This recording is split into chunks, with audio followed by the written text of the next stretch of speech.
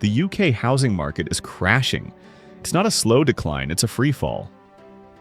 For years, property was the safest bet, but now homeowners are watching equity vanish overnight. What changed? Why is panic spreading from London to Liverpool? If you're thinking of buying, selling, or just sitting tight, you need to understand the 10 critical triggers pulling the rug out from under the economy.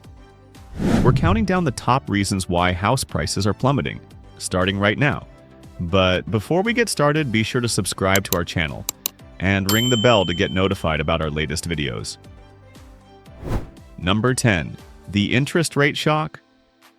Let's kick off at number 10 with the most obvious culprit, the interest rate shock. For over a decade, we got used to cheap money. Borrowing was practically free, fueling a massive spending spree on property. But when the Bank of England started hiking rates to combat inflation, that era ended abruptly. Suddenly, mortgages aren't just expensive, they are crippling.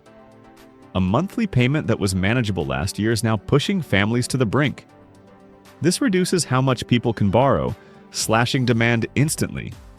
When buyers can't afford the loan, they can't pay the asking price. It's simple maths, and it's the first domino to fall in this market correction. Number 9. The cost of living crisis. At number 9, we have the relentless cost of living crisis. It's not just mortgages that are up, it's everything. Energy bills, groceries, and fuel prices have skyrocketed, leaving households with less disposable income. When you're struggling to pay for heating, saving for a deposit becomes impossible. Even homeowners are prioritizing survival over moving up the ladder. This crisis drains the pool of potential buyers. If people are scraping by, they aren't bidding war material. The market relies on confidence and cash, and right now the average Brit is short on both, forcing sellers to lower expectations drastically if they want a sale. Number 8. The buy-to-let exodus. Number 8 explains a massive shift in supply, the buy-to-let exodus. For years, being a landlord was a golden ticket, but recently the government has clamped down hard. Section 24 tax changes mean landlords can't deduct mortgage interest from their profits, and new EPC regulations are forcing expensive renovations. Combine that with rising mortgage rates, and many rentals are now losing money every month. The result? Landlords are rushing for the exit. They are flooding the market with ex-rental properties, increasing supply just as demand is drying up. When you have thousands of investors trying to sell simultaneously, prices naturally compress. The golden age of amateur expanding portfolios is officially over. Number 7. First-time buyer paralysis. Coming in at 7 is the paralysis of first-time buyers. These buyers are the engine of the housing market. Without them, the whole chain collapses. Right now, they face a triple threat: high rents preventing saving, higher deposit requirements, and those brutal interest rates we mentioned. Banks are becoming risk-averse, pulling high loan-to-value products. This means the help-to-buy generation is stuck renting. When first-time buyers can't enter the market, people in starter homes can't sell to move up, and the chain freezes. Desperate sellers at the bottom are slashing prices to entice anyone with a mortgage offer, dragging down values across the entire board. Number 6. Post-pandemic correction. Number 6 is the inevitable post-pandemic correction. Remember the race for space? During lockdowns, everyone fled cities for countryside cottages and coastal retreats, driving prices in those areas to unsustainable highs. That frenzy was artificial. Now reality has returned. Offices are calling workers back, and rural living is losing its charm against rising commuting costs. We are seeing a reversal. Prices in these hotspots are falling fastest because they had the furthest to drop. The market is effectively correcting itself, stripping away the artificial value added during the COVID years and returning to a much more logical baseline. Number 5. Mortgage fixed rate cliffs. Halfway through at number 5, we face the mortgage fixed rate cliff. This is a ticking time bomb. Millions of homeowners locked in ultra-low fixed rates of around 2% a few years ago. Throughout this year and next, those deals are expiring. These borrowers aren't just facing a small increase, Their payments are doubling or tripling overnight.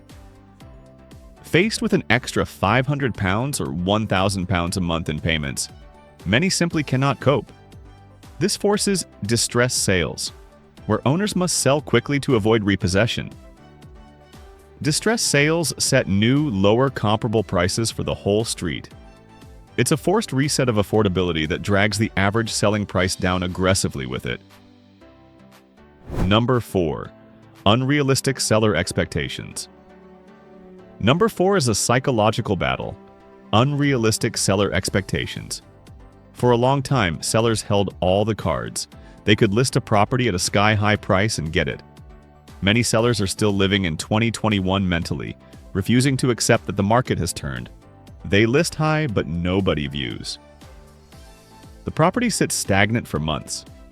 Eventually, the stigma of a stale listing sets in.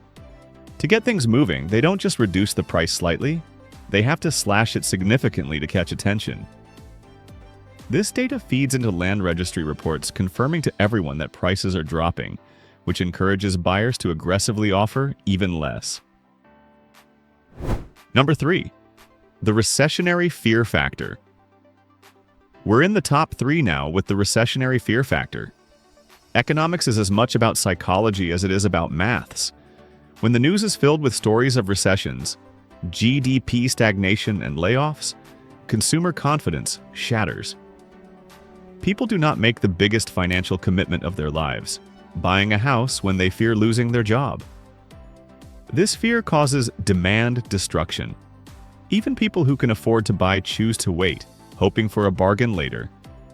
When everyone sits on their hands, transaction volumes collapse.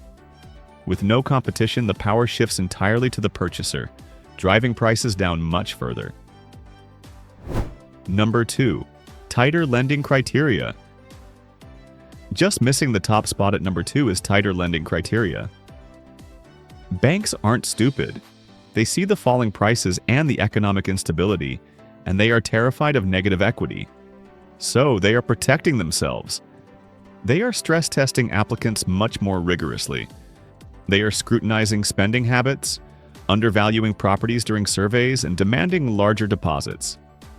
A house might be agreed upon for £300,000, but if the bank surveyor says it's only worth £280,000, the buyer has to find that extra cash or the deal falls through. Usually the seller has to drop the price to the bank's valuation. This down valuation epidemic is forcibly capping what properties can actually sell for. Number 1. Overvaluation and the yield gap.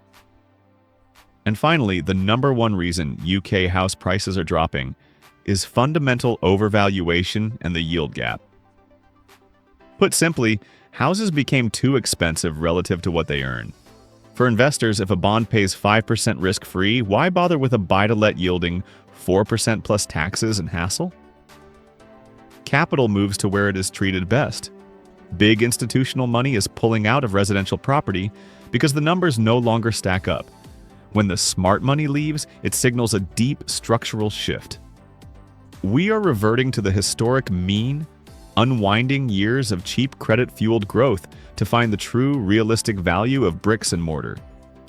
So guys, the housing market isn't just cooling, it is fundamentally resetting. For first-time buyers, patience might finally pay off as affordability returns. For sellers, the strategy must change from greed to realism. The era of easy gains is gone, replaced by a tougher, leaner economic reality. How low do you think prices will go? Drop your prediction below. If you found this analysis helpful, please like and subscribe for more honest market updates.